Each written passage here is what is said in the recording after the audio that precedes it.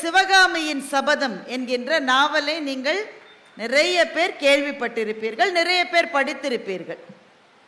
சிவகாமியின் சபதம் பல்லவர்களினுடைய ஆட்சி காலத்தை பற்றிய ஒரு வரலாற்று புதினம். அல்ல, வரலாறும் இருக்கும், கொஞ்சம் கற்பனையும் இருக்கும். இந்த இரண்டும் கலந்த இந்த பொன்னியின் செல்வன் பார்த்தீங்கல்ல, பொன்னியின் செல்வன் எழுதுவதற்கு முன்பு கல்கி அவர்கள் எழுதிய வரலாற்று புதினம் சிவகாமியின் சபதம் தான். கிட்டத்தட்ட முழு கதையுமே காஞ்சிபுரத்தில் தான் நடக்கும். அதனுடைய முதல் காட்சி சிவகாமியின் சபதம் புத்தகத்தை நீங்க பிரிச்ச உடனேயே முதல் காட்சி சிவகாமி என்கின்ற அற்புதமான நடன கலைஞர் பல்லவ மன்னரினுடைய அரசவையிலே நடனம் ஆடுகிறார். அதுதான் முதல் காட்சி. நடனம் ஆடிவிட்டு திரும்பி வர்ற அவங்க அப்பா ஒரு சிற்பி, அவர்தான் மாமல்லபுரத்திலே அந்த சிற்பக்கலையை மேற்பார்வை பார்க்கிற தலைமை சிற்பி. அவங்க ரெண்டு பேரும் வந்துட்டு இருக்காங்க. ஏதோ ஒரு கோவில் யானைக்கு கொஞ்சம் கோவம். அன்னைக்கு அந்த யானைக்கு மதம் பிடித்து அது கத்திக்கிட்டு ஓடுது. சிவகாமி வந்து கொண்டிருந்த அந்த பல்லக்கை தூக்கி கொண்டு வந்தவர்கள் எல்லாம் பல்லக்கை கீழே வச்சுட்டு ஓடி போயிடுறாங்க. அப்ப யானை இருக்கிறது, சிவகாமி இங்கே இருக்கிறாள். ரெண்டு பேர் தான். யானை ஓடி வருகிறது. காஞ்சிபுரத்துக்கு அன்றைக்கு புதிதாக வந்திருந்த பரஞ்சோதி என்கின்ற ஒரு இளைஞன், யாரோ ஒரு பெண்ணை யானை அவளை துரத்துதுன்னு சொல்லி அவன் கையில ஒரு வேல் வச்சிருக்கான். அந்த வேலை எடுத்து யானையின் மீது எறிந்தான். மிகச்சரியாக அந்த வேல் போய் யானையினுடைய தோலை, அந்த கடுமையான தோலை தைத்தது. யானை பிளிரி கொண்டு ஓடிவிட்டது. சிவகாமி உயிர் பிழைத்தாள். இதுதான் சிவகாமியின் சபதம் நாவலினுடைய முதல் காட்சி. இப்ப நான் சொன்னதுதான். அதுல எனக்கு இதுக்கும் நீங்க பேசுற தலைப்புக்கும் என்ன சம்பந்தம் நீங்க கேட்பீங்க. நான் இன்றைக்கு பேச எனக்கு கொடுக்கப்பட்ட தலைப்பு, உடுக்கை இழந்தவன் கை போல ஆங்கே இடுக்கண் களைவதாம் நட்பு என்கின்ற அந்த இரண்டாவது அடிதான் நான் எடுத்துக்கொண்ட தலைப்பு. இடுக்கண் களைவது நட்பு. இடுக்கண்னா கஷ்டங்க, துன்பம். உங்களுக்கு ஏதாவது ஒரு துன்பம் வந்தா யாரு அதை சரி செய்வாங்கன்னு நினைக்கிறீங்க? ஒரு வயலும் சரி செய்ய மாட்டான்னு சில பேர் சொல்றாங்க. நாமே கஷ்டப்பட்டு முட்டி மோதனுமே தவிர யாரும் உதவ மாட்டாங்க. ஆனா ஒரு கால் உங்களுக்கு நல்ல நண்பர்கள் இருந்தால் அந்த கஷ்டத்தை வாய் விட்டு சொல்றதுக்காவது ஒரு நட்பு வேணும். அப்படிப்பட்ட நட்பை பெற்றவர்கள் அதிர்ஷ்டசாலிகள், பாக்கியசாலிகள். அப்படி கூட ஒருத்தருமே எனக்கு கிடையாதுன்னு யாராவது சொன்னீங்கன்னா, இட் இஸ் நெவர் லேட். ஒரு நல்ல தோழனை அல்லது தோழியை பெற்றுக்கொள்வதற்கு வயது ஒரு தடையே அல்ல. இப்ப ஃப்ரெண்ட் இல்லைன்னா கூட ஒரு நல்ல ஃப்ரெண்டை நீங்க தேடி பிடிச்சிக்கீங்கன்னா வாழ்க்கையை இனிமையாக்குகிற ஒரே ஒரு விஷயம் நட்பு மாத்திரம்தான். அதனாலதான் இந்த திருக்குறள் எனக்கு ரொம்ப பிடித்த திருக்குறள்ல ஒரு 50 திருக்குறள் இருக்கு. அதுல எனக்கு மிக மிக பிடித்தது இந்த குறள் தான். வள்ளுவர் எப்படி சொல்றாரு பாத்தீங்களா? உடுக்கை இழந்தவன் கை போல அங்கே இடுக்கண் களைவது. போட்டுக்கொண்டிருக்கிற உடை, உடுக்கைனா ட்ரெஸ், போட்டுக்கொண்டிருக்கிற உடை கொஞ்சம் நழுவிருச்சுன்னு வைங்களேன், நம்ம என்ன செய்வோம்? நாம் யோசித்து, ஆஹா உடை நழுவி விட்டது, என்ன அதுக்கெல்லாம் டைம் கிடையாது. இவ்வளவுலாம் யோசிச்சு நீங்க பிளாக் எல்லாம் எழுதிட்டு இருக்க முடியாது.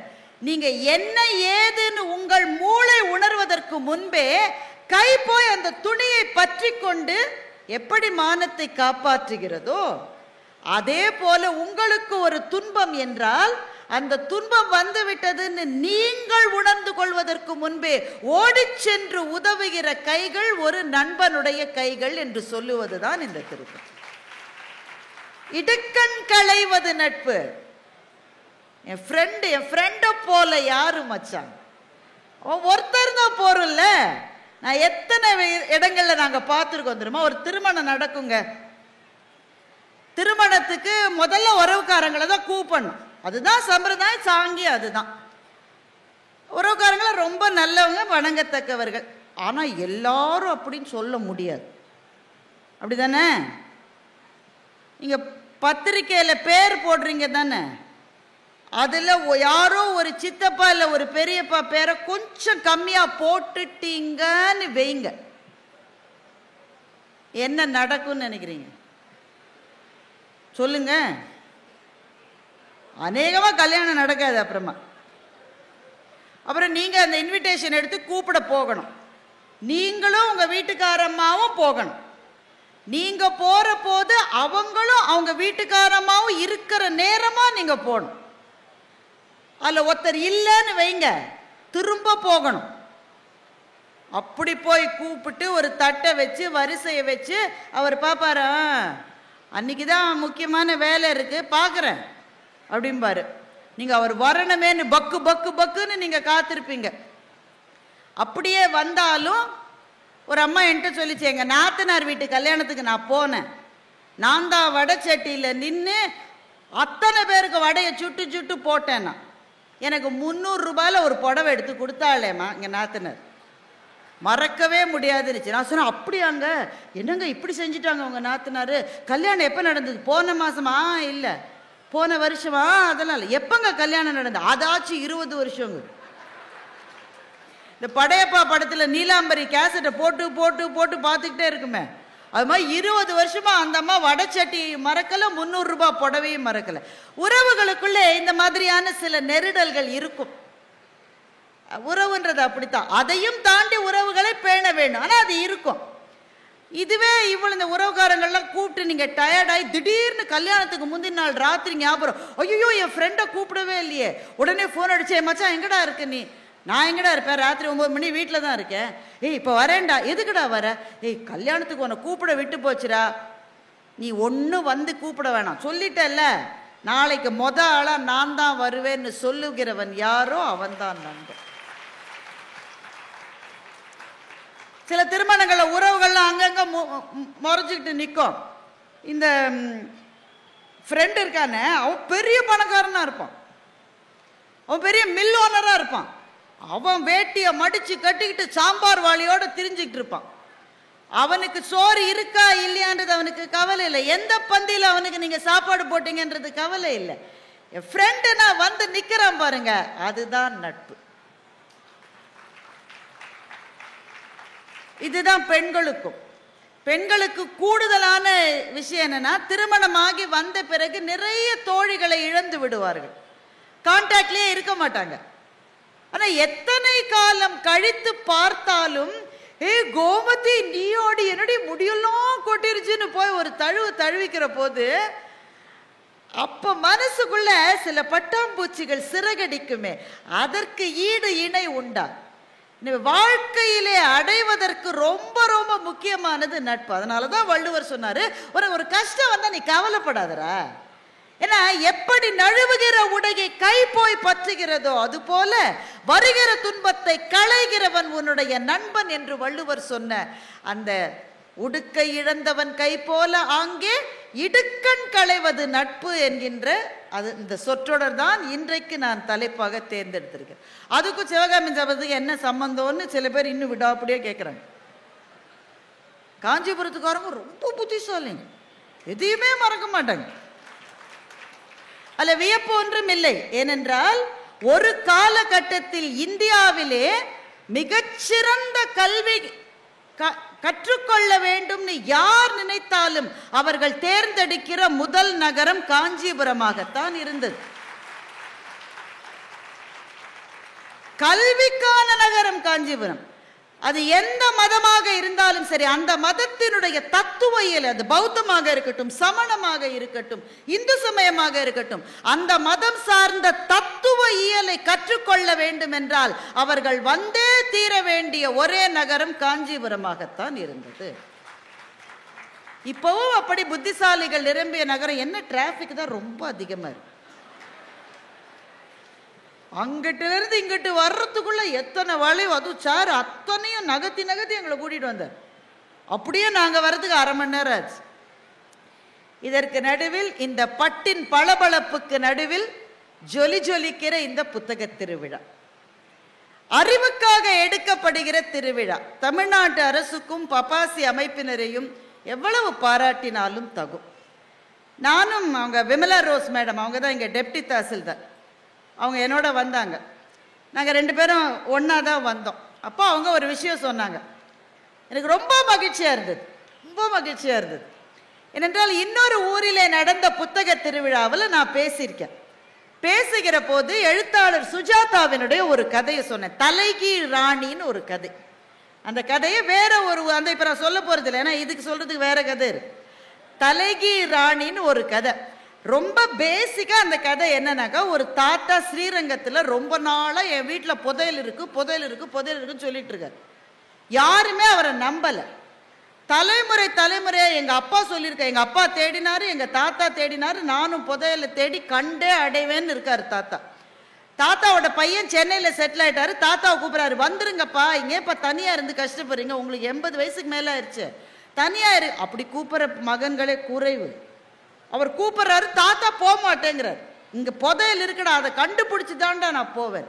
புதையலை பற்றி ஒரே ஒரு க்ளூ தான் இருக்குது. க்ளூன்னா தெரியல, நமக்கு ஒன்று தான் இருக்குது, எங்கே புதையல் இருக்குன்றதுக்கு ஒரே ஒரு க்ளூ தான் இருக்குது. தலைகீழ் ராணி அப்படின்னு ஒரு கவரில் எழுதி போட்டிருக்காரு. அதை இவர் தாத்தா வந்து அகழ்வாராய்ச்சி பண்ணி அமெரிக்காவிலேருந்து ஒரு ஆளை வரவழைச்சு அவருடைய உதவியோட வீட்டெல்லாம் தோண்டி ஒரு பொட்டியை கண்டுபிடிச்சிட்டாங்க. தாத்தா குதிக்கிறார், சொன்னேன்ல புதையல் இருக்கு, நான் சொன்னேன்ல புதையல் இருக்கு இருக்கு. அந்த பொட்டிக்குள்ள தங்கமோ இருக்கும், வைரமோ இருக்கும், வைடூரியமோ இருக்கும், காசு காசா இருக்கும். திறந்து பார்த்தா ஒண்ணுமே இல்லை பொட்டியில், எல்லாம் செங்கல் மண். ஒரே ஒரு கவர் இருக்கு, பழையகால கவர், அதில் ஒரு ஸ்டாம்ப் ஒட்டியிருக்கு, ரொம்ப பழையகால ஸ்டாம்ப்பு. வேறு அவசர அவசரமாக கவரை திறந்து பார்த்தா ஒரே ஒரு லெட்டர் மாதிரி ஒன்றுத்தில் எழுதியிருக்கு, தலைகீழ் ராணி. தலைகீழ் ராணினா என்ன? ஏதாவது ஒரு ராணியை தலைகீழாக வீட்டில் புதைச்சி அவளோட நகையெல்லாம் இருக்கா? எவ்வளோ தேடி பார்த்துட்டார், ஒன்றும் கிடைக்கல. கடைசியில் தாத்தாவுக்கே மனம் வெறுத்து போச்சு. அப்படி தானேங்க இருக்கும், சே விட்றா கழுது. சிலதெல்லாம் எவ்வளவு தேடினாலும். உங்கள் வீட்டில் எதாவது தேடி இருக்கீங்களா நீங்கள்? என்னங்க காஞ்சிபுரத்தில் இவ்வளவு நல்ல மக்கள் வாழ்கிறார்களா, வீட்டில் கூட தேட மாட்டீங்களா? நான்லாம் ஒத்த சாக்ஸை 1 மணி நேரம் தேடின ஆள். ஏன்னா ஒரு சாக்ஸ் 2 சாக்ஸும் தொலைஞ்சா பரவாயில்ல, கழுதுன்னு புதுசு வாங்கிடுவோம். ஒரு சாக்ஸ் மட்டும் தொலையும் பாருங்க, எரிச்சலும் இருக்கும். 1 மணி நேரம் தேடி கடைசியில் கடுகு டப்பாக்கு பின்னாடியிலிருந்து கண்டுபிடிச்சிருக்கேன். தேடுவதற்குன்னு சில விதிகள் இருக்கு. என்னன்னா, ஒரு பொருளை காணும் தேடுறீங்கன்னு வைங்களேன், அதையே தேடிட்டு இருக்க கூடாது. இன்னொரு பொருளை நீங்க தொலைக்கணும், தொலைச்சு அதை தேடணும். அதை தேடுற போது முன்னால தொலைஞ்சு போனது கிடைக்கும். அப்புறம் அவசரத்துக்குன்னு சில பொருட்களை பத்திரமா வச்சிருப்பீங்கல்ல. பெண்கள் நிறைய பேர் இருக்காங்க, எல்லாரும் ஒரு ஹேண்ட்பேக் இல்லாமல் ஒரு பெண்ணை கூட உங்களால் பார்க்க முடியாது. அங்கே இருக்கிற ஆண்களுக்கெல்லாம் சொல்கிற, ஹேண்ட்பேக்கை திறந்து பார்த்துடாதீங்க. One is it is not decency. 2வது, திறந்து பார்த்தா உங்களுக்கு இதய அதிர்ச்சி வந்துடும். ஏன்னா அந்த ஹேண்ட்பேக்கை நீங்கள் அகழ்வாராய்ச்சி பண்ணால் மொகஞ்சதாரோ ஹரப்பா கீழடி இதை விட அதிகமான வயதான பொருட்கள் அந்த ஹேண்ட்பேக்கில் இருக்கும். பெண்கள் என்ன செய்வாங்க, அவசரத்துக்கு இருக்கட்டும்னு ஒரு 4-5 பொட்டு, ஒரு 7-8 ஹேர் கிளிப்பு, ஒரு 10-15 ஹேர் பேண்டு, அப்புறம் ஏதோ ஒரு வீட்டில் போகும்போது வெத்தலை குங்குமம் கொடுத்துருப்பாங்க, அதுக்கப்புறம் குறைஞ்சது ஒரு 50 மாத்திரை வச்சிருப்பாங்க. 50 மாத்திரையுமே எக்ஸ்பயர் ஆகி 7 வருஷம் ஆயிருக்கும். அப்புறம் ஒரு 15 கர்ச்சீஃப் இருக்கும். அவசரத்துக்கு கர்ச்சீஃபாவது எடுத்துக்கணும், பேக்கை தேடுவாங்க பாருங்க. அப்புறம் சில பெண்கள் வந்து செல்போனை ஹேண்ட்பேக்கில் வைப்பீங்களா? ஏன்னா நமக்கு வந்து புடவை கட்டினா இல்லை சல்வார் இருந்தால் பெரும்பாலும் நமக்கு பாக்கெட் இருக்காது, ஆண்களுக்கு அந்த பாக்கெட்டில் வச்சுருப்பாங்க. சிலதெல்லாம் ஹேண்ட்பேக்கில் போட்டு வச்சுருக்கோம். கத்து கத்து கத்துன்னு செல்ஃபோன் அடிக்கும். இந்த பேக்கை திறந்து செல்ஃபோனை கண்டுபிடிக்க அவங்க எடுத்துக்க நேரம் இருக்கே. மாதிரி அகழ்வாராய்ச்சியில் கிடைக்காத விஷயங்களை கூட கண்டுபிடிக்கிற டெக்னாலஜி வந்திருக்கு. தாத்தா அந்த மாதிரி ஒரு டெக்னாலஜி தெரிந்த ஒரு வெள்ளைக்காரரை தான் கூப்பிட்டுருக்காரு.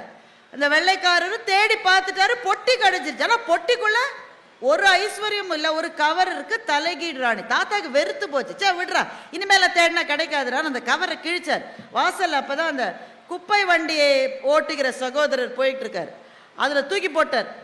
தூக்கி போட்டுட்டு மகன்கிட்ட சொன்னார், நான் கிளம்பி வந்துடுறேன்ப்பா சென்னைக்கு, இனிமேல் நான் இங்கே இருக்க மாட்டேன், இந்த வீடு எப்படி வேணால் போகட்டும்னு சொல்லி கிளம்பி சென்னைக்கு போயிட்டார். அந்த வெள்ளைக்காரர் கிளம்பி அவரோட ஊருக்கு போயிட்டுருக்கார்.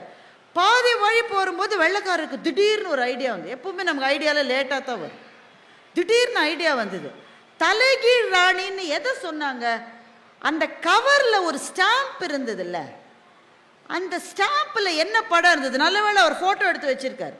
அந்த ஃபோட்டோ எடுத்து ஜூம் பண்ணி பார்க்குறாரு. அந்த ஸ்டாம்ப் வந்து பிரிட்டிஷ் காலத்தில் வெளியிடப்பட்ட ஒரு ஸ்டாம்ப். எப்போ? பிரிட்டிஷ்காரன் காலத்தில். பிரிட்டிஷ்காரர் காலத்தில் அங்கே அப்போ இருந்த எலிசபெத் மகாராணியனுடைய படத்தை ஸ்டாம்பாக ஒட்டியிருக்காங்க. பட் அந்த ஸ்டாம்ப் வந்து it's a wrongly printed stamp. தலைகீழா ராணியோட படத்தை ஸ்டாம்பில் அவங்க பிரிண்ட் பண்ணிட்டாங்க. அதை பிரிண்ட் பண்ண ஆளுங்க அவங்க என்ன தண்டனை கொடுத்தாங்களோ நமக்கு தெரியாது. ஆனால் நான் ஒரு 10 ஸ்டாம்ப் போன உடனே நிறுத்திட்டாங்க. அந்த 10 ஸ்டாம்ப் வந்திருக்குல்ல, அது அந்த கவரில் ஒட்டி இருக்கு. உண்மையிலே ஸ்டாம்ப் கலெக்ட் பண்ணுறவங்களுக்கு தெரியும், இந்த மாதிரி தவறாக அச்சிடப்பட்ட தபால் தலைகளுக்கு என்று ஒரு பெரிய சந்தை இருக்கிறது. இன்னைக்கு அந்த ஸ்டாம்ப் இருந்தால் கோடிக்கணக்கான ரூபாய்க்கு அதை வாங்குவதற்கு ஆட்கள் தயாராக இருக்கிறார்கள். ஸோ இவருடைய புதையல் தங்கம், வைரம், வெள்ளி, காசு கிடையாது, அந்த ஸ்டாம்ப் தான் புதையல். இதை வெள்ளைக்காரர் கண்டுபிடிச்சு தாத்தாக்கு ஃபோன் பண்ணி சொல்றாரு, அந்த குப்பை வண்டியை பிடிங்க என்று சொல்றாரு. குப்பையை எடுத்து செல்கிற சகோதரர்கள் வந்தா பெரும்பாலும் யாரும் அவங்கள ரொம்ப மரியாதை கொடுக்க வேண்டிய வேலையை அவர்கள் செய்கிற, அவரை போய் குப்பைக்காரன்னு சொல்லுவாங்க. குப்பையை போடுறவன் தான் சாமி குப்பைக்காரன், குப்பையை கிளீன் பண்றவங்க குப்பைக்காரங்க கிடையாது. ஆனா நாம என்ன சொல்லுவோம், குப்பையை கிளீன் பண்றவங்கள குப்பைக்காரர் வந்துட்டாருமோ. அவருக்கு பெரிய மரியாதையை ரொம்ப யாரும் கொடுக்க மாட்டாங்க. ஆனா இந்த தாத்தாவோட கார் டிரைவர், தாத்தாவுடைய மகன், அந்த வெளிநாட்டு அமெரிக்கர், ஊரே ஒரு குப்பைக்காரரை தேடி போனது அப்படின்னு சொல்லி சுஜாதா கதையை முடிச்சிட்டார். இதோட கதை முடிஞ்சு போச்சு. இந்த கதையை நான் வேறு ஒரு புத்தக கண்காட்சியிலே சொன்னேன். விமலா ரோஸ் சொன்னாங்க, அந்த கதையை நான் கேட்டுட்டு என் பிள்ளைங்க, அவங்களுக்கு சின்ன பிள்ளைங்க இருக்காங்கன்னு நினைக்கிறேன், அவங்க கிட்ட சொன்னேன், இந்த கதை எப்படி முடிந்தால் உனக்கு பிடிக்கும் என்று இவங்க கேட்டாங்க. அதுக்கு அந்த 2 பிள்ளைங்களும் யோசிச்சு சொல்லிச்சான், அந்த குப்பைக்காரர் வந்து ரொம்ப நல்லவர், அவர் வண்டியை நிறுத்தி ஒவ்வொரு பேப்பரா எடுத்து பார்த்து இந்த கவரை கண்டுபிடிச்சிட்டாரு. இந்த கவர் கிழிஞ்சதே தவிர ஸ்டாம்ப் கிழியல, ஸ்டாம்ப் பத்திரமா கிடைச்சிருச்சு. குப்பைக்காரர் அந்த சகோதரர் அதை திருப்பி கொடுத்து விட்டார். தாத்தா அதை விற்று நிறைய காசு வந்தது. அந்த காசுல கொஞ்சத்தை அந்த குப்பைக்காரருக்கு கொடுத்தார், கொஞ்சத்தை மகனுக்கு கொடுத்தார், கொஞ்சத்தை தான் வச்சுக்கிட்டார். வயசானவங்களாம் கொஞ்சம் காசு நீங்க வச்சுக்குங்க, எல்லாத்தையும் கொடுத்துடாதீங்க, கொஞ்சம் காசை தான் வைத்து கொண்டார் அப்படின்னு சொல்லிட்டு அந்த பாப்பா சொல்லிச்சான். மறக்காமல் இதை கண்டுபிடிக்க உதவிய அந்த வெளிநாட்டுக்காரர் இருக்கல்ல, அவருக்கும் ஒரு ஷேர் கொடுத்தாருமா, இப்படித்தான் இந்த கதை முடியணும்னு அந்த குழந்தைகள் சொன்னதாக விமலா ரோஸ் என்னிடம் சொன்னார். நான் உண்மையிலேயே ரொம்ப சந்தோஷப்பட்டேன். ஏன்னா ஒரு கதையை எழுதுவது கஷ்டம், எழுதப்பட்ட கதையை சொல்லுவது, அதுவும் சுஜாதா இந்த கதையை எழுதி 40 வருஷம் ஆயிருக்கும். 40 ஆண்டுகள் கழித்து ஒரு கதையை சொல்லும் போது சில சமயம் ரொம்ப பழசா இருக்கும், பொருத்தமே இருக்காது நம்ம வாழ்க்கைக்கு. ஆனா 40 ஆண்டுகள் ஆகியும் கூட பழையதாக போகாத ஒரு கதையை எழுதிய எழுத்தாளர்கள் இந்த தமிழ் மண்ணிலே இருந்திருக்கிறார்கள் என்பதை கொண்டாடத்தான் இந்த புத்தக திருவிழா நடந்து கொண்டிருக்கிறது. அந்த கதையை சொல்லி புரிவது கஷ்டம், அதை விட கஷ்டம் என்னன்னா இந்த தலைமுறை குழந்தைகள் அந்த கதையை கேட்டு இந்த கதை இப்படித்தான் முடியணும்னு ஒரு சரியான முடிவை கொடுக்கிறார்கள் என்றால் அதுதான் புத்தக திருவிழாக்களுக்கு கிடைத்த மாபெரும் வெற்றி என்று நான் நினைத்து உண்மையிலேயே சந்தோஷப்பட்டேன். சரி, சிவகாமியின் சபதத்துக்கு திரும்ப வந்துடலாம். பரஞ்சோதி என்ன பண்ணாரு? வேலை எடுத்து யானையை செயலிழக்க செய்தார். வேல் மிகச்சரியாக யானையின் மீது பாய்ந்தது. சிவகாமி என்கின்ற ஒரு நடன கலைஞரினுடைய உயிர் பிழைத்தது. இதுக்கு பிறகு இந்த சம்பவத்தை அப்போது அரசராக இருந்த மாமல்லரினுடைய தகப்பனார் கேள்விப்படுகிறார். நரசிம்மவர்ம பல்லவரும், அவர் தான் மாமல்லன், அவரும் பக்கத்தில் இருக்கார். மகேந்திரவர்ம பல்லவர் தந்தை, நரசிம்மவர்ம பல்லவர் மகன். இந்த 2 பேரும் தான் காஞ்சி மாநகரத்தை ஆண்ட மாபெரும் சக்கரவர்த்திகள், பல்லவ குலத்தை சேர்ந்தவர்கள். இந்த சம்பவத்தை கேள்விப்பட்ட உடனே அப்போது இளைஞனாக இருந்த நரசிம்மவர்ம பல்லவர் சொன்னாரா, ஆகா, அந்த பரஞ்சோதியை நான் பார்க்க வேண்டுமே. ஒரு சின்ன பையன் ஒரு வேலை எடுத்து ஒரு யானையையே எரிந்திருக்கிறான் என்றால் அவன்தான் என்னுடைய நண்பன் என்று என்னுடைய மனம் சொல்லுகிறது அப்படின்னு தேடி பிடிச்சு பரஞ்சோதியும் நரசிம்மவர்ம பல்லவரான மாமல்லரும் மிகச்சிறந்த நண்பர்களாக இருந்தார்கள். இவர் அரசரானார், இவர் சேனாதிபதியானார். இவங்க 2 பேர் தான் இந்த காஞ்சிபுரத்திலிருந்து படையெடுத்து போய் இந்த காஞ்சிபுரத்தையே அழித்து ஒழித்த புலிகேசியினுடைய செருக்கை அடக்கி வாதாபியை வெற்றி கொண்டு வெற்றியோடு காஞ்சிபுரத்துக்கு திரும்பி வந்த இந்த 2 பேரும் மிகச்சிறந்த நண்பர்கள், ஒருவருக்கொருவர் உதவி செய்தவர்கள் என்பது சிவகாமியின் சபதத்திலிருந்து தெரிகிறது. அந்த பரஞ்சோதி தான் பின்னாளிலே சிறுத்தொண்ட நாயனாராக மாறி இறைவன் கேட்டார் என்பதற்காக பிள்ளைக்கரியை கொடுத்து சிவத்தொண்டராக மாறினார். இப்படி இந்த காஞ்சிபுரத்துக்கு அவ்வளவு வசீகரமான கதைகள் எவ்வளவு இருக்கு. யுவான் சுவாங் காலடி வைத்த மண் இந்த காஞ்சி மாநகரத்தினுடைய மண். இன்னைக்கு எவ்வளோ ஊர்ல இருந்து எவ்வளவோ அறிஞர்கள்லாம் வராங்க. ஆனா முதலாக இந்தியாவை தேடி வந்த மாபெரும் அறிஞரான யுவான் சுவாங் காஞ்சி மாநகருக்கு வர வேண்டும் என்று ஆசைப்பட்டு இங்கே வந்து இங்கே இருக்கிற கல்விச்சாலைகளை எல்லாம் பார்த்துவிட்டு போயிருக்கிறார் என்றால் இந்த காஞ்சிபுரத்தினுடைய சிறப்புக்கு அதைவிட வேறு என்ன மதிப்புரையை நான் கொடுத்து விட முடியும்? ஏன் நட்பு நம்முடைய வாழ்க்கைக்கு தேவை? ஏன் தேவை? நட்பு என்பது 10 விரல்கள் 10 கைகள் ஒரே தட்டில் பசியாறுகிற அற்புதம் தான் நட்பு. அப்படிதானே? உங்களுடைய இளமை பருவம் ஞாபகம் இருக்கா? ஏன்னா நிறைய இளைஞர்கள் இருக்கீங்க, அவங்களுக்கு நல்லா புரியும் நான் சொல்றது. கொஞ்சம் வயசானவங்க இருக்கீங்க, ஆனாலும் எல்லாரும் இளமையாக காட்சி தருகிறீர்கள் காஞ்சிபுரத்து. அந்த காலேஜில் படிக்கிறப்போ, ஸ்கூல்ல படிக்கிறப்போ, ஹாஸ்டல்ல படிக்கிறப்போ நமக்குள்ள வித்தியாசங்களே இருந்ததில்லை. அப்படித்தானே? ஒரு நண்பனை நமக்கு பிடித்தது என்றால் அவன் என்ன மதம், அவன் என்ன சாதி, அவன் பணக்காரனா, அவன் ஏழையா, நீங்களாம் அந்த இதுவா, நீங்களா, இப்படிலாம் நம்ம கேட்டிருக்கோமா? ஒரு சாப்பாடு என்று வந்தால் 10 கைகள் அந்த தட்டிலிருந்து எடுத்து உண்டு வாழ்ந்த காலம்தான் நம்முடைய கல்லூரி காலமாக இருந்திருக்கிறது. அந்த நேரத்திலே அந்த நட்பு நமக்கு கொடுத்த மகிழ்ச்சி. நண்பன் நமக்காக எந்த அவமானத்தையும் தாங்கிப்பான். அதை பார்த்துருக்கீங்களா நீங்க? நண்பன் நமக்காக எந்த அவமானத்தையும் தாங்கிப்பான். பட்டிமன்றத்தில் என்னோடு எப்போதும் எதிரணியிலே பேசுகிறாரே பட்டிமன்றம் ராஜா, அவர் நல்லவேளை அவர் இன்னைக்கு வரல. அவர் ரொம்ப சுவாரஸ்யமா அவருடைய வாழ்க்கையில நடந்த ஒரு விஷயத்தை சொல்லுவார். அவர் ரொம்ப எளிமையான குடும்பத்திலிருந்து, ஒரு கிராமப்புறத்திலிருந்து வந்து இன்றைக்கு பட்டிமன்றங்களை கோலோச்சுகிற ஒரு இடத்துக்கு தன்னுடைய முயற்சியாலும் உழைப்பாலும் தன்னுடைய நகைச்சுவை உணர்வாலும் வந்தவர். ஆனால் ஆரம்ப காலங்களில் கொஞ்சம் கஷ்டமான வாழ்க்கை தான். அவருக்கு திருமணத்துக்கு நாள்லாம் குறிச்சிருக்காங்க. அப்போ இப்போல்லாம் திருமணம்னா என்னென்ன பண்ணுறாங்க? ப்ரீ வெட்டிங் ஃபோட்டோ ஷூட் உங்கள் ஊரில் வந்துருச்சா வரலையா? நீங்கள் வந்துருச்சா? ஒரு தம்பி வந்துருச்சுன்றார், அவரே எடுத்துருப்பார் அநேகமாக. கல்யாணத்துக்கு ஃபோட்டோ எடுத்தால் பரவாயில்லைங்க, கல்யாணத்துக்கு முன்னாடி ஃபோட்டோ எடுக்கிறாங்க. அட மக்கா, நீ ஃபோட்டோ எடு, எதுக்கு ட்ரெயின் முன்னாடி போய் எடுக்கிற? அதில் ஒருத்தர், அந்த அம்மா கொஞ்சம் பருமனாக இருக்குங்க, ஒன்றும் தவறு இல்லை, நான் பாடி ஷேமிங்லாம் பண்ணல, ஒவ்வொருத்தரும் ஒவ்வொரு மாதிரி இருப்பாங்க. அந்த அம்மா கொஞ்சம் அப்படி இருக்கு. இந்த ஃபோட்டோகிராஃபர் சும்மா இல்லாமல் தம்பி அவங்கள தூக்குங்கங்குச்சு. எதுக்கு? Pre wedding ஷூட்டுக்கு. அவர் சொன்ன உடனே வீரம் அவருக்கு தூக்கினார். 2 பேர் இதில் நிற்கிறாங்க, போட்டில் நிற்கிறாங்க. இந்த அம்மாவை தூக்கினோடனே போட்டு கவுந்து பொண்ணு மாப்பிள்ளைய உள்ள விழுந்து, இவங்க விழுந்த வேகத்தில் கேமராக்காரரையும் பிடிச்சி இழுத்து, அப்புறம் அந்த திருமணம் நடந்ததா இல்லையான்னு எனக்கு தெரியல. இந்த திருமணத்துக்கு முந்தின நாள் டான்ஸ் வேற வைக்கிறாங்க. இப்போங்க ரொம்ப மகிழ்ச்சி, எல்லாரும் டான்ஸ் ஆடு, எல்லா பாட்டியும் டான்ஸ் ஆடுது, நல்லா இருக்கு பார்க்கறதுக்கு. ஏன்னா ஆடலாம், தப்பு ஒன்றும் இல்லையே, நடனன்றது எல்லாருக்கும். ஆனால் ஒரு திருமணமே நின்று போச்சு. ஏன்னா அந்த கல்யாண பொண்ணு அந்த அந்த திருமணம் செய்து கொள்ள போகிற இளைஞருக்கு அவ்வளோ டான்ஸ் ஆட வரலைங்க. அது இயல்பு தானங்க, ஒருத்தருக்கு வரும் ஒருத்தருக்கு வராது. அந்த இளைஞருக்கு வரல, அந்த பொண்ணு நல்லா ஆடுது. அது பொறுத்து பார்த்துட்டு இந்த ஆள் சரியாக ஆடலைன்னு வேற ஒரு நண்பரோட நடனம், இவர் கல்யாணத்தை நிறுத்திட்டார். அதுக்கு பிறகு இப்போ திருமணத்துக்கு முன்னாடி ஏகப்பட்ட பிரச்சனைகள் இருக்கு.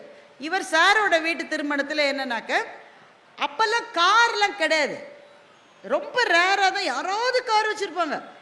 அந்த தெருவில் கார் போனாலே 7-8 பிள்ளைங்க பின்னாடியே ஓடு. பார்த்துருக்கீங்களா நீங்கள்? இங்கே இப்போ இருக்கிற பசங்கள்ட்டலாம் சொன்னால் நம்மளை கேவலமாக பார்ப்பாங்க. ஒரு கார் போனால் நீ பின்னாடி ஓடி இருக்க, நீ உன் ரேஞ்ச் அவ்வளவுதானா? காரை விடுங்க, இந்த சைக்கிள் ஓட்ட கற்றுக்கிறதுக்கு அவர் சைக்கிள் எடுப்போமே, ஞாபகம் இருக்கா? என்னங்க நீங்களாம் சொந்தமாகவே சைக்கிள் வாங்கி கற்றுக்கிட்டீங்களா? நாங்கள்லாம் அவர் சைக்கிள் வாங்கிதான். அது 1 ஹவருங்க. 1 ஹவரில் எவ்வளோ பேர் இப்போ சைக்கிள் கற்றுப்போன்னு நினைக்கிறீங்க? 12 டிக்கெட்டு கற்றுக்கணும். அதில் சொல்லித்தரத்துக்கு அந்த ஒரு 2 அண்ணாவோ 2 அக்காவோ இருப்பாங்க. அவங்க தள்ளுவாங்க. நம்ம 5 நிமிஷம் தான் ஒருத்தருக்கு டைமு. இறங்க இறங்க அடுத்த ஏறணும். ஏன்னா எல்லாரும் ஜாயிண்ட்டாக பணம் போட்டு அவர் சைக்கிள் எடுத்திருப்போம். அதில் இப்போ என்னோட டேர்ன் இருக்குது, இனிமேல் வரலன்னு வச்சுக்க. என் டேர்ன் இன்னும் வரல. இப்போ வெற்றி செல்வி, என் ஃப்ரெண்டு வெற்றி செல்வியோட டேர்ன் வந்துருச்சு. உடனே வெற்றி செல்வி உட்காந்து வச்சு அந்த 2 அக்கா தள்ளும். அப்போ நான் என்ன செய்யணும்? நியாயம் சொல்லுங்கள், நான் என்ன செய்யணும்? நான் நிற்கணும் தானே, ஏன்னா என் டேர்ன் இல்லை. எல்லாரும் தலை தெறிக்க பின்னாடியே ஓடுவோம், ஞாபகம் இருக்க? நம்ம டேர்ன் இல்லையோ தலை தெறிக்க பின்னாடியே ஓடுவோம். அந்த 1 ஹவர் ஓடின ஒரே தலைமுறை நம்முடைய கடைசி தலைமுறை மாத்திரம்தான். ஸோ சைக்கிளுக்கு பின்னாடியே ஓடின ஆட்கள் நாமனா காருக்கு பின்னாடி ஓடுறதுல ஒரு அதிசயமும் கிடையாது. இப்போ திருமணத்துக்கு இவர் கார்லாம் ரொம்ப கிடையாது. இவருடைய நண்பர் ஒருத்தர் வசதியானவர், அவர் பேர் அண்ணாமலை. அவருக்கு சொந்தமாக கார் வச்சிருந்தார். அவர் சொல்லியிருக்காரு, மாப்பிள்ளை நீ கவலைப்படாதடா, நான் கல்யாணத்துக்கு காரை கொண்டு வந்துடுறேன்னு சொல்லி காரை கொண்டு வந்துட்டார். ஒரு அம்பாசிடர் காரில் எவ்வளவு பேர் ஏறி இருப்போன்னு நினைக்கிறீங்க? இன்னைக்கெல்லாம் அங்கே ஒரு காரில் 4 பேர் தாங்க போக முடியுது. சீட் பெல்ட் போலன்னு சில கார் நகர மாட்டேங்குது. 4 பேர், அதிகமாக போனால் 5 பேர். அன்னைக்கு ஒரு அம்பாசிடர் கார்லேருந்து ஒரு 24 பேர் இறங்கின கதையெல்லாம் நம்ம ஊரில் உண்டு. எப்படித்தான் ஏறினாங்கன்னு தெரியாது. டிக்கிலேருந்து 3 பார்ட்டி இறங்கி வரும். ஏகப்பட்ட பேர் காரில் ஏறி, மாப்பிள்ளைக்கு மட்டும் முதல் சீட். ஏன்னா அவர் அன்னைக்கு மாப்பிள்ளை இல்லை, அதனால அவருக்கு மட்டும் அலுங்காம கார்லேருந்து இறங்கின உடனே அது கார்லேருந்து இறங்கின சந்தோஷத்தில் எல்லாம் மண்டபத்துக்குள்ளே போயிருச்சு. உடனே இவர் கார் ஓட்டி என்ன செஞ்சிருக்காரு, அவர் காரை நிறுத்திட்டு, அவர் தான் செல்ஃப் டிரைவ். அப்போ அவர் கல்யாண மண்டபத்துக்குள்ளே நுழைஞ்சிருக்காரு. எல்லாம் இறங்கி போயிட்டாங்க. கல்யாணத்துக்கு மாலை பின்னாடி டிக்கியில் இருக்கு, யாருமே எடுக்கலை. எல்லாரும் உள்ளே போன உடனே இவருடைய அப்பா, ராஜா சாருடைய அப்பா, மாலை எங்கடா, மாலை எங்க, இப்படிதான் ஒருத்தர் கேட்டுப்போம்ல. நாம் போய் நம்ம மறந்துட்டோம்னு நம்ம என்ன செய்ய, ஒன்றை தானே கொடுத்தேன், நான் ஒன்றை தானே கொடுத்தேன். இப்படி போய்கிட்டே இருந்துச்சு. கடைசியில் எல்லாரும் கண்டுபிடிச்சாங்க, காருடைய பின் அந்த டிக்கியில் மாலை இருக்கு. உடனே ராஜா சாருடைய அப்பா, யாருடா அந்த டிரைவர், அவனை கூப்பிடு, அறிவு இருக்கு அவனுக்கு, மாலையை கூட எடுக்காம, அவர் தான் கார் ஓனரு. இவங்க அப்பா என்ன நினைச்சிட்டாங்க, ஏதோ வாடகைக்கு கார் பிடிச்சு அவர் கார் ஓட்டின்னு நினைச்சு, எல்லாரும் இறங்கின, நீ மாப்பிள்ளை மாதிரி இறங்கி வந்துடுவா, போய் எடுத்துட்டு வா மாலை. உடனே ராஜா சாருக்கு திக்கு இந்த ஐயோ இருக்கிறதே ஒரு கார், அவனு கோச்சிக்கிட்டு போயிட்டாங்க. ஆனா அந்த நேரத்தில் அந்த நண்பர் தான் அந்த கார் ஓனர் என்பதையோ, அல்லது அந்த ஊரிலே கார் வைத்திருக்கிற 1-2 ஆட்களில் அவர் ஒருவர் என்பதையோ வெளிக்காட்டி இருந்தால் யாருக்கு அந்த இடத்துல கஷ்டமா இருக்கும்? மாப்பிள்ளைக்கு கஷ்டமா இருக்கும். அதனால அந்த நேரத்தில் தன்னை ஒரு கார் ஓட்டியாகவே காண்பித்து கொண்டு, ஐயா நான் இதை போய் எடுத்துட்டு வந்துடுறேன் இறங்கி போனார் என்கின்ற செய்தியை சொல்லுகிறார். நண்பன் ஒருவன் தான் நமக்காக அவமானங்களை தாங்கக்கூடிய, நான் நம்பக்கூடிய ஒரே ஒரு பர்சன்னா அது நண்பன். இப்ப நம்மில் சில பேருக்கு நண்பர்களோடு பிரச்சனை வருங்க. நான் இப்ப இதை சொல்லிட்டு இருக்கிற போது சில பேருடைய மனசுக்குள்ள ஓடும், அப்படிதான் இருந்தோம் ஒரு காலம், அதெல்லாம் முடிஞ்சு போச்சு, அந்த காலம் திரும்பி வராது அப்படின்னு சில பேர் நினைக்கிறீங்க. நான் ஒரே ஒரு விஷயத்தை சொல்வதற்காகத்தான் நீங்க வந்திருக்கிறேன். நட்புக்கு கொஞ்சம் நேரம் கொடுங்க. நட்புக்கு கொஞ்சம் நேரம் கொடுங்க. நேரமே கொடுக்க முடியாத வாழ்க்கையை தானே நாம் வாழ்ந்து கொண்டிருக்கின்றோம். இப்போ நட்பு என்பது அன்றாடம் பேசிக்கொண்டிருக்கிற நட்பு பள்ளி பருவத்தில் இருக்கும். உங்களுக்கெல்லாம் ஞாபகம் இருக்கா? அப்போ ஸ்கூல்லலாம் நாளாங்க கிளாஸில் பக்கத்தில் இருக்கிற பிள்ளையோட பேசிக்கிட்டே இருப்பேன். ஏன்?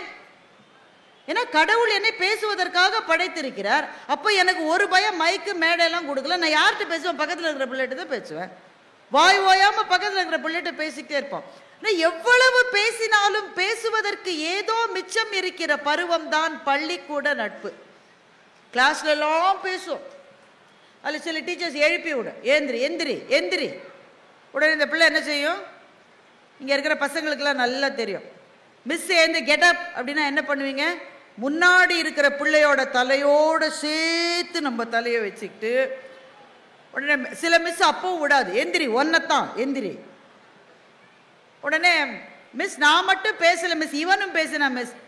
ஒரு நல்ல எண்ணம், 2 பேர் எந்திரிச்சு நில்லுங்கடா, 2 பெஞ்சு மேலே ஏறி அப்பவும் பேசிக்கிட்டு இருக்கோம்.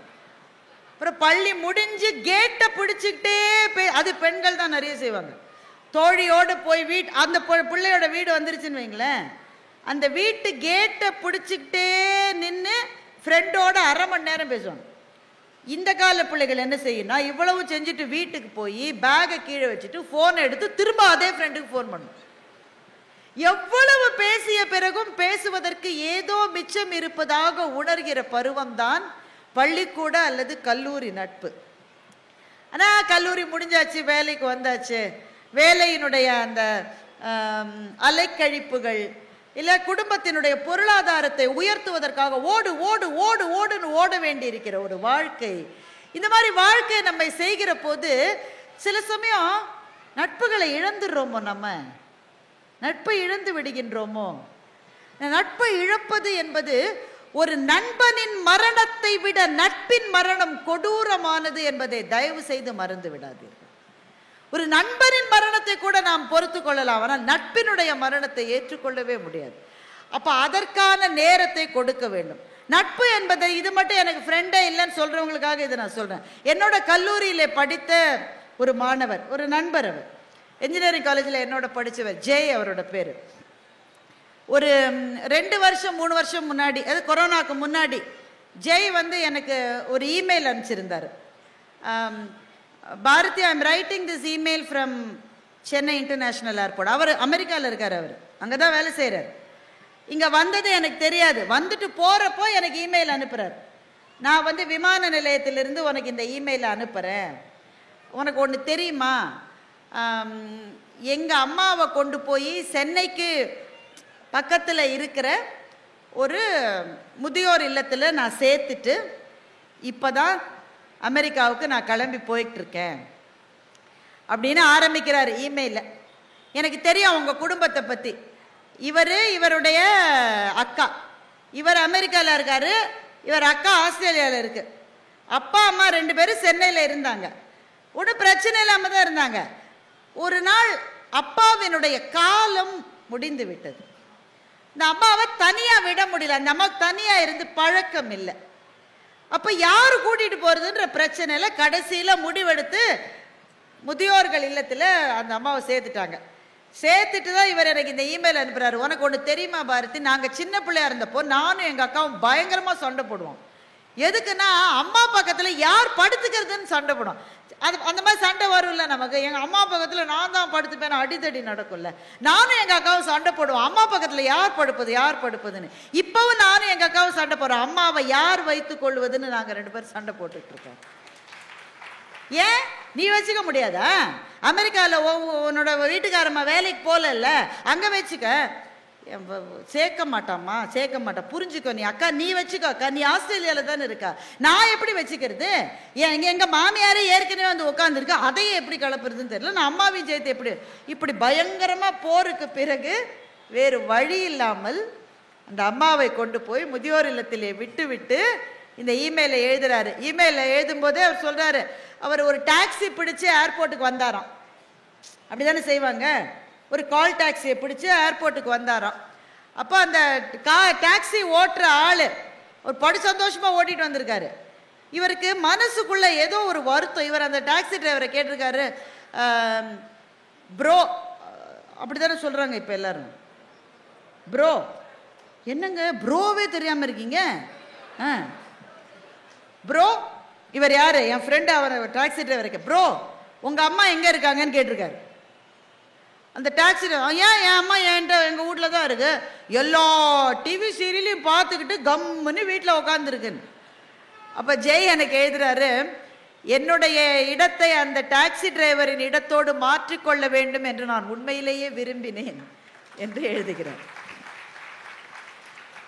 அப்புறம் எல்லாம் எழுதிட்டு வேற வழி இல்லை பாரதி, நான் என்ன செய்வேன், விட்டுட்டேன் அம்மாவை.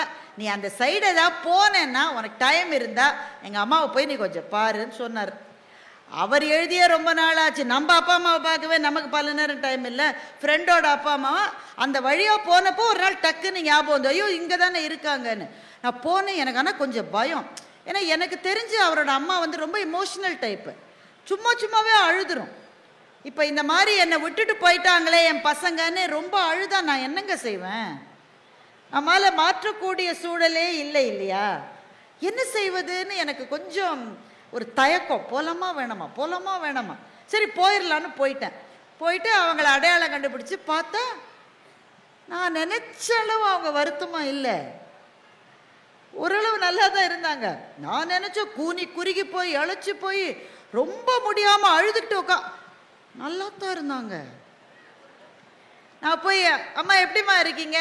நல்லா இருக்கேன், நீ இரு, நீ வந்தா காட்டணும் என் ஃப்ரெண்டுக்குன்னு என் ஃப்ரெண்டுகிட்ட சொல்லி வச்சிருக்கேன். என் பையனோட தான் படித்தா பாரதி, என்னைக்கா வருவான்னு சொல்லியிருக்கேன். இரு போயிடாத, என் ஃப்ரெண்டை கூட்டிடும். ஃப்ரெண்டை பார்த்தா அதை விட பாட்டி. அந்த பாட்டி அங்கேருந்து வருது. 2 பாட்டி என்கிட்ட சொல்லுது, நாங்கள் 2 பேரும் சேர்ந்து வெண்டைக்காய் செடி போட்டிருக்கோம், அதை பார்க்கவான்னு கூட்டிகிட்டு போகிறது. எனக்கு கண்ணில் கண்ணீர் வந்துருச்சுங்க. உறவுகள் கைவிட்ட பிறகு கூட புதியதாக நட்பு கிடைக்கும் என்றால் நட்பை விட பெரியது இந்த உலகத்தில் எது இருக்கிறது? உறவுகள் கூட கைவிடலாம், அந்த நேரத்தில் கூட புதிதாக ஒரு நட்பை. ஆனால் நான் இங்க இருக்கிற இளைஞர்களுக்கு சொல்றேன், நான் சொல்லுகிற நட்பு நீங்கள் முகத்தோடு முகம் பார்த்து உட்கார்ந்து பேசி பழகி எடுத்துக்கொள்கிற நட்பு. இந்த முகநூல் நட்பை நான் சொல்லவே இல்லை. தின்பண்டங்களுடைய சந்தை எவ்வளவு தெரியுமா? நம்மளாம் நினைச்சு பார்க்க முடியாத சந்தை. ஒரு ஆட்டோமொபைலில் இருக்கக்கூடிய சந்தையை விட அதிகமாக இருக்கு. 45,000 கோடி. 2023 வருஷத்தினுடைய டேட்டா 42,694.6 கோடி வெறும் தின்பண்டங்களுக்கான சந்தை 23ல். 2030 அவர்கள் சொல்கிறார்கள் 1,00,000 கோடியை எட்டுங்கிறான்.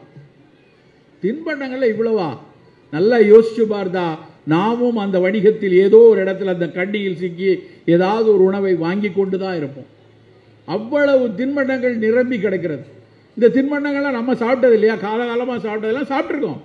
எனக்கு ஞாபகம் இருக்குது, எங்கள் வீட்டில் வந்து தீபாவளிக்கு முன்னாடி எங்கள் பாட்டி, எங்கள் பெரியம்மா எல்லாரும் இந்த சொளவு இருக்கு இல்லையா, முறம்னு சொல்லுவோம், சொளவுன்னு சொல்லுவோம், அதை திருப்பி போட்டு முறுக்கு சுற்றுவாங்க. கையில் 5 சுத்து முறுக்கு, 4 சுத்து முறுக்குன்னு முறுக்கு சுற்றி, அதுக்கப்புறம் அந்த முறுக்கை சுட்டு எடுக்கும்போது அதில் ஒரு பாம்பு முறுக்குன்னு ஒன்று பண்ணுவாங்க. அது வந்து மொறுமொறுன்னு இல்லாமல் மாவாக நூலாக இருக்கும். அதை நாங்கள்லாம் இப்படி தூக்கி பிடிச்சி வாயில் பிடிச்சி விளையாண்டு சாப்பிட்ட காலம் உண்டு.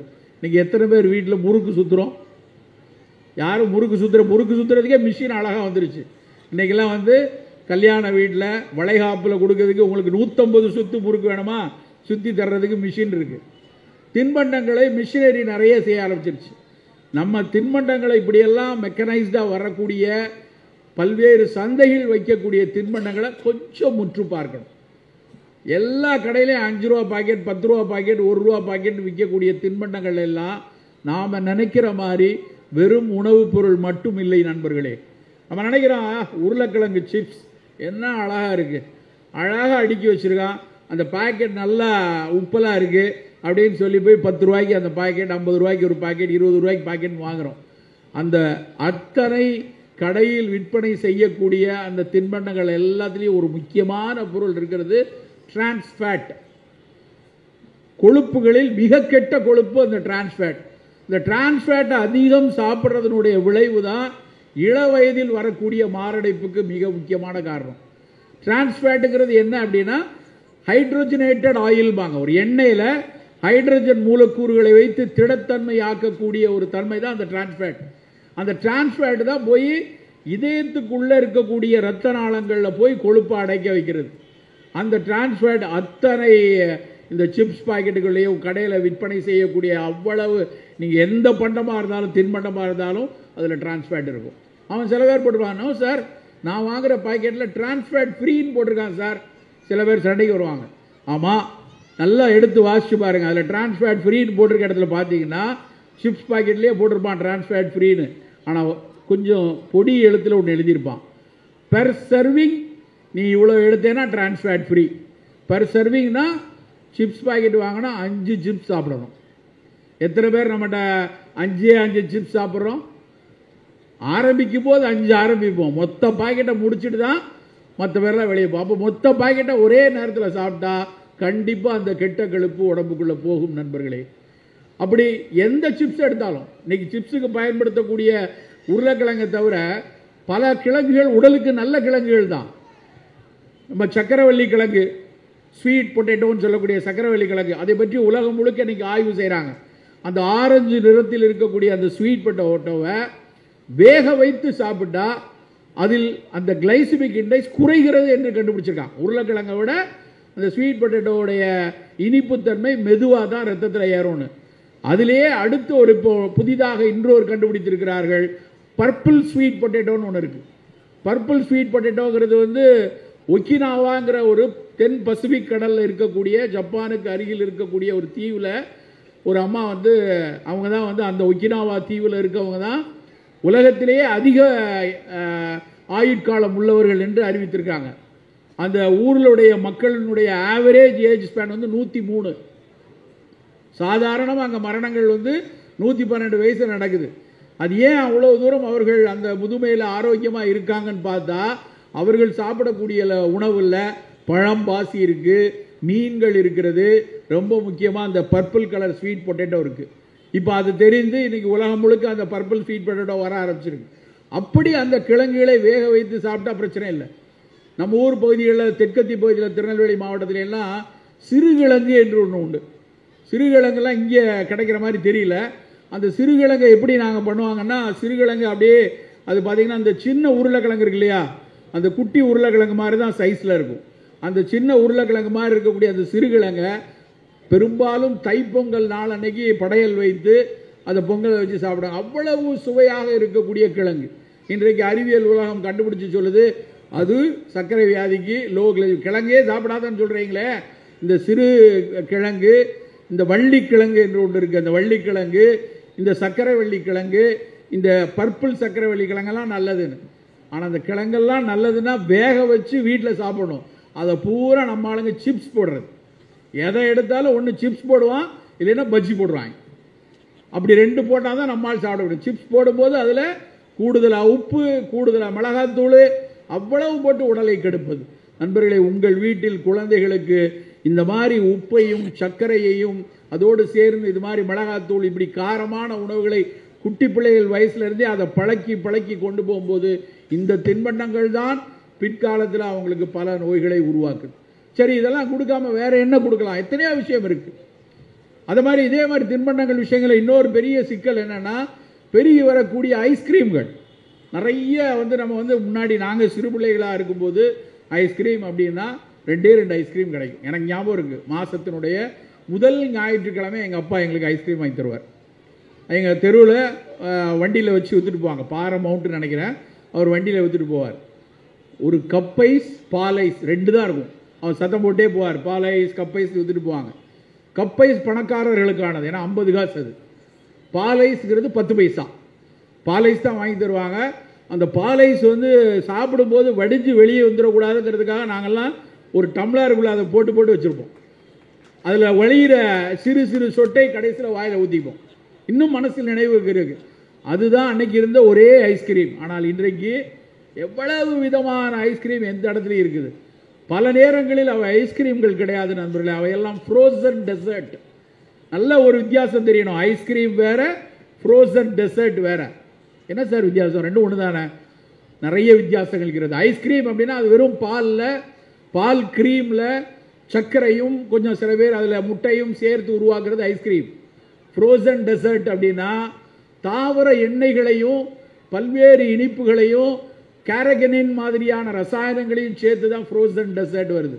இன்னைக்கு கடைகளில் 300 ரூபா, 400 ரூபா, 500 ரூபான்னு சென்னை மாதிரியான நகர்ப்புறங்களில் இரவு நேரத்தில் ஐஸ்கிரீம் கடைகளில் நிற்கிற கூட்டத்தை பார்த்தா, அதில் இருக்க குழந்தைகளுக்கு பார்த்தான்னா அதில் எவ்வளவு கெமிக்கல் சேர்க்குறாங்க.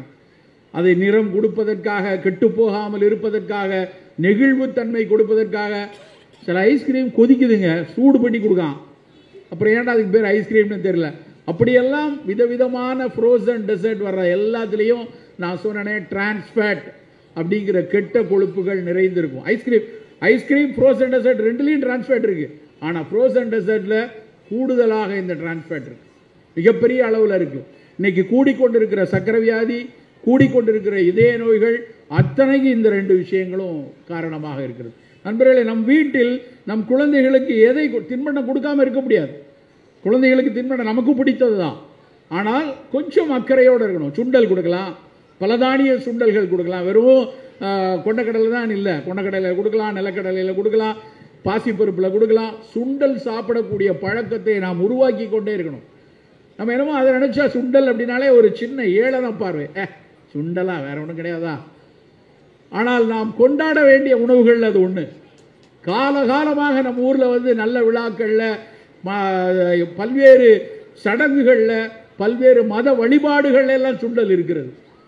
ஆனால் நம்ம அந்த சுண்டலை ரொம்ப ஏளனப்படுத்தும். தினம் ஒரு சுண்டல் உங்கள் வீட்டில் உங்கள் குழந்தைகளுக்கு கொடுங்க. தினம் ஒரு நம் வீட்டில் செய்யக்கூடிய உணவுகளை, தின்பண்டங்களை நம்ம செய்து விழா காலங்களில் நம்ம அதை கொடுத்து கொள்ளலாம். இப்படியான அந்த சிப்ஸ் சாப்பிட்றது, இப்படியான இந்த ஐஸ்கிரீம்கள், இப்படியான குப்பை உணவுகளுக்கு பின்னாடி போக வேண்டாம். நிறைய பேர் நினைக்கிறான் கடையில் விற்கிற அந்த குர்குரே இருக்குது, குர்குரேக்கும் முறுக்குக்கும் என்ன வித்தியாசம், பேசாமல் முறுக்கு அதே மாதிரி தானே இருக்குது, நல்லது தானே நினைக்கிறான். அதில் வேறு விளம்பரம் வேறு போடுறான், வளைஞ்சு நெளிஞ்சு கோணலாக இருந்தாலும் சூப்பர் அப்படிங்கிறான். கோணலாக இருந்தால் நம்ம சாப்பிட்டு நம்மளும் கோணித்தான் போவோம். அதில் என்ன வருது, எப்படி அதை செய்கிறார்கள் என்று பார்க்கணும்.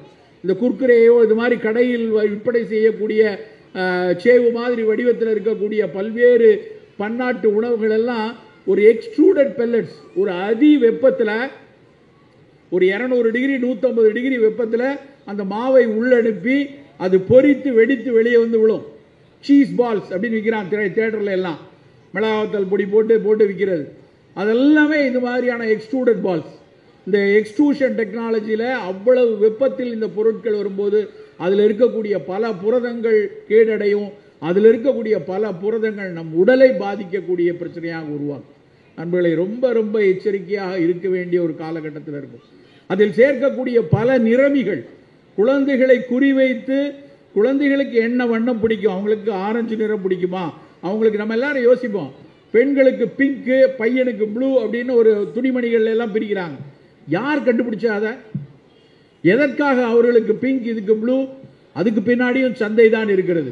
பெண்கள் விரும்பக்கூடிய, பெண் குழந்தைகள் விரும்பக்கூடிய அத்தனை சாக்லேட்டும் பிங்க் கலரில் பிடிக்கும். அத்தனை பெண் குழந்தைகளுங்க எனக்கு பிடிச்சது ஸ்ட்ராபெரி அப்படின்னு சொல்லும். பெண் குழந்தைகள் மனதில் இந்த நிறம் சார்ந்து பல்வேறு வணிக சூழ்ச்சிகளை உள்ள செலுத்தி தான் அத்தனை தின்பண்டங்களுக்குள்ளேயும் இதுதான் வந்து கொண்டிருக்கிறது. எச்சரிக்கையாக இருக்கணும் நண்பர்களே. நினைக்க நினைக்க வேதனையான ஒரு காலகட்டத்தில் இருக்கும். இப்போ சமீபத்தில் நடந்த ஒரு விஷயம், என்னுடைய நண்பர், அவரும் ஒரு டாக்டர் தான், அவர் வீட்டில் அவருடைய பொண்ணு 11th படிச்சுட்டு இருக்கு. டிசம்பர் மாதம் 11th படிச்சுட்டு இருக்கு. அந்த பொண்ணுக்கு பரீட்சை வர இருக்கிற காலம். அந்த நேரத்தில் டிசம்பர் மாதத்தில் ஒரே மழையும் வெள்ளமாக இருக்கும், ஒரு லேசான காய்ச்சல். ஒரு மழை பெய்கிறப்போ வரக்கூடிய காய்ச்சல் நினைக்கும்போது நம்ம என்ன நினைப்போம், சாதாரணமாக ஒரு ஃப்ளூ காய்ச்சல் வந்திருக்கும், ஒரு 2-3 நாளில் சரியாயிடும். வெறுமான காய்ச்சலுக்கு ஒரு நிலவேம்பு கஷாயத்தையோ இல்லை ஒரு அந்த நேரத்தில் ஒரு திப்பிலி கஷாயத்தையோ போட்டு கொடுங்கன்னு சொல்லியாச்சு. 2 நாள் ஆச்சு, 3 நாள் ஆச்சு, அந்த காய்ச்சல் குறையல. அந்த பொண்ணு நல்லா விளையாடக்கூடிய பொண்ணு, மிகச்சிறப்பான உடல் கட்டு உள்ள ஆரோக்கியமான உணவு சாப்பிடக்கூடிய பிள்ளை தான். ஆனால் காய்ச்சல் 2 நாள் ஆச்சு, 3 நாள் ஆச்சு, 4 நாள் ஆச்சு, குறையல. சரி, எதுக்கும் இருக்கட்டும், டெங்கியாக இருக்கான்னு பார்க்கலாம், டைஃபாய்டாக இருக்கான்னு பார்க்கலாம், இல்லை வேறு ஏதாவது ஒரு தொற்று கிருமிகளினால் ஒரு யூரினரி இன்ஃபெக்ஷன் ஏதாவது வந்திருக்கான்னு பார்த்துட்டு அதற்குரிய சிகிச்சை செய்யலான்னு பிளட் டெஸ்ட் எழுதி அனுப்புகிறோம். பிளட் டெஸ்ட் ரிசல்ட் பார்த்தா அத்தனை வெள்ளணுக்கள், சிவப்பணுக்கள்லாம் தாறுமாறாக மாறி இருக்கு. இரத்த தட்டுக்கள் சாதாரணமாக 1.5 லட்சத்துலேருந்து 5 லட்சம் இருக்கணும், அந்த பிள்ளைக்கு வெறும் 5000 இருக்குது. வெள்ளணுக்கள் பேர்வாதி பார்த்தீங்கன்னா 1,30,000, அது நார்மலாக 10,000 இருக்கணும், 1,30,000 இருக்கு. எல்லாம் மாறி மாறி இருக்கிறது. பார்த்தவுடன் தெரிந்து விட்டது அந்த குழந்தைக்கு ரத்தம் உருவாகிற இடத்தில் ஏதோ பிழை, பெரும்பாலும் அது ஒரு இரத்த புற்றுநோயாக இருக்கும் அப்படின்னு தெரிஞ்சு உடனடியாக ஒரு பெரிய மருத்துவர், அங்கே இருக்கக்கூடிய ஒரு புற்றுநோய்க்கான சிகிச்சை அளிக்கக்கூடிய இரத்த புற்றுநோய்களுக்கான பெரிய மருத்துவர்கள் எல்லாத்தையும் பார்க்குறோம். 11ஆம் கிளாஸ் படிக்கிற 16 வயசு பெண், யோசிச்சு பாருங்க. அவங்க பார்த்துட்டு மடமடன்னு பல டெஸ்ட் எடுக்கிறாங்க. என்ன குரோமோசோமல் டிசார்டர், என்ன மாதிரியான ஒரு இம்யூனோ ஹிஸ்டோ கெமிஸ்ட்ரி இருக்குது, எல்லாம் பார்த்து இல்லை உடனடியாக கீமோ சிகிச்சை கொடுக்கணும், தப்பித்து விடலாம் என்று நினைத்து அவங்க பரீட்சை, அந்த பிள்ளைக்கு +2 பரீட்சை, +1 பரீட்சை இருக்குது, பரீட்சைலாம் வேண்டாம், இது ஒரு 3 மாதம் தொடர்ந்து எழுதிட்டோன்னா தொடர்ந்து இந்த மருந்துகளை கொடுத்து விட்டால் சரியாயிடுவேன்னு சொல்லி கொடுக்குறாங்க. 3 கீமோ கொடுத்தார்கள் நண்பர்களே. 4வது கீமோவில் அந்த குழந்தை எழுந்து வரவில்லை. யோசிச்சு பாருங்க. அவர் திரும்ப திரும்ப கேட்கிறார், என்ன தவறு செய்தாள் என் பெண்? என்ன நமக்கு தெரியும், புகை பிடிச்சா வாயில புற்றுநோய் வரும், மது அருந்தினால் குடலில் புற்றுநோய் வருவதற்கான சாத்தியம் மிக மிக அதிகம். அப்படியான ஒரு காரணம் தெரிந்தால் பரவாயில்ல. ஆனால் இந்த குழந்தைக்கு எந்த விதமான தவறு செய்யாமல் ஆனால் எப்படி இந்த நோய் வருது? யோசிச்சு பார்த்தோம்னா, ஒன்று இந்த சுற்றுச்சூழலில் கலந்திருக்கக்கூடிய ஏதோ ஒரு மாசுக்கள் காரணமாக இருக்கு. அந்த மாசுக்கள் எப்படி நம்மை பாதிக்கிறது, யாரை பாதிக்கிறது, எதற்காக பாதிக்கிறது என்று எந்த அறிவியலும் இதுவரை கண்டுபிடித்து வரல. நம்மளுடைய ஏர் குவாலிட்டி இண்டெக்ஸ்ன்னு சொல்லுவாங்க, ஒரு ஸ்கொயர் சென்டிமீட்டரில் எவ்வளவு மாசுக்கள் கலந்திருக்கு அப்படின்னு. உலக சுகாதார நிறுவனம் சொல்லுது 50 யூனிட் இருக்கலாம் ஒரு ஸ்கொயர் சென்டிமீட்டரில். 50 யூனிட் வந்து மாசுக்கள் இருந்தால் பிரச்சனை இல்லை, நுரையீரல் பாதுகாத்து கொள்ளும் சொல்கிறான். சென்னையில் எவ்வளோ இருக்குது தெரியுமா? சென்னையில் நான் வசிக்கக்கூடிய இடத்தில் பகுதியில் எப்பொழுது அந்த ஏர் குவாலிட்டி இண்டெக்ஸை பார்த்தாலும் 350லேருந்து 400 இருக்கு.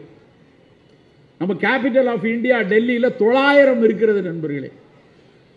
50 தான் இருக்கலாம் என்று உலக சுகாதார நிறுவனம் சொல்லுது. ஆனால் நம்ம ஊரில் ரொம்ப சாதாரணமாக 400, 300, 500 என்று வைத்திருக்கிறோம். அந்த ஒரு ஸ்கொயர் சென்டிமீட்டரில் கலந்திருக்கக்கூடிய மாசுக்களை தான் நாம் எல்லோரும் சுவாசித்து கொண்டே இருக்கிறோம்.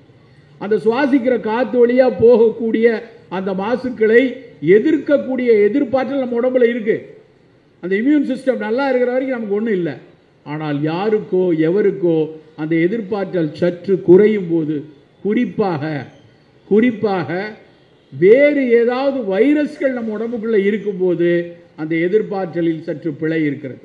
நான் முதல்ல சொன்னதைக்கு வரேன். இந்த உலகம் வைரோஸ்பியர், இதில் ஏகப்பட்ட வைரஸ்கள் இருந்துட்டு இருக்கு. அந்த வைரஸை எதிர்க்கக்கூடிய ஆற்றலோ இல்லை இந்த வைரஸுக்கு இணக்கமாக செல்லக்கூடிய ஆற்றலோ நம்ம உடலில் இருக்கிற வரைக்கும் பிரச்சனை இல்லை. இணக்கமாகவும் இல்லாமல் அதை எதிர்க்கக்கூடிய ஆற்றலும் இல்லாமல் அந்த வைரஸ் மேலோங்கி நிற்கும் போதுதான் இந்த மாதிரியான பல நோய்கள் வருது.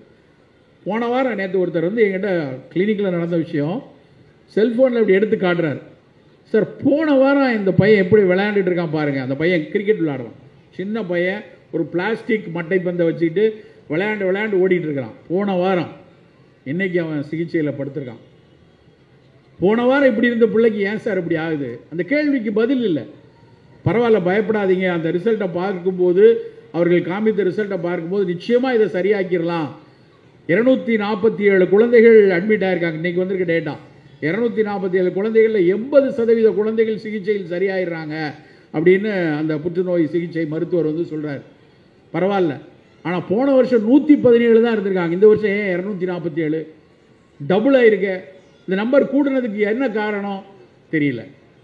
தெரியாது மறைந்திருக்க காரணம் ஒன்று சுற்றுச்சூழலில் இருக்கிறது, இல்லை என்றால் நாம் சாப்பிடக்கூடிய உணவில் இருக்கிறது. நண்பர்களே, இந்த இரண்டிலும் நாம் எச்சரிக்கையாக இருக்கணும். நம் உணவில் அக்கறையோட ஒவ்வொரு வேளை சாப்பிடக்கூடிய உணவிலும் அக்கறையாக இருந்தால் மட்டும்தான் இதை தவிர்க்க முடியும். சில விஷயங்களை தொகுத்து சொல்லிவிட்டு, நேரம் குறைவதனால சில விஷயத்தை தொகுத்து சொல்லிட்டு இறங்கலான்னு பார்க்குறேன். காலையில் சாப்பிடக்கூடிய பானம், நமக்கு ஒரு ஆர்டர் எடுத்தோம்னா காலையில் நம்ம எல்லாரும் குடிக்கக்கூடிய பானம், அது வெறும் காஃபி டீ மட்டும்தான் குடிப்பேன் இனிமேல் அடம் பிடிக்காதீங்க. என் பிள்ளை எதையும் சாப்பிட மாட்டான், ஒரு டம்ளர் பாலாவது கொடுப்பேன்னு வெறும் பாலை கொடுத்து அனுப்பாதீங்க. பாலே அவசியமாக வேண்டாமான்னு பல சர்ச்சைகள் உலகம் முழுக்க நடந்து கொண்டிருக்கிறது. பால் மிகச்சிறந்த ஒரு ஃபங்க்ஷனல் ஃபுட், தேவையானவர்களுக்கு அது கொடுக்கணும்.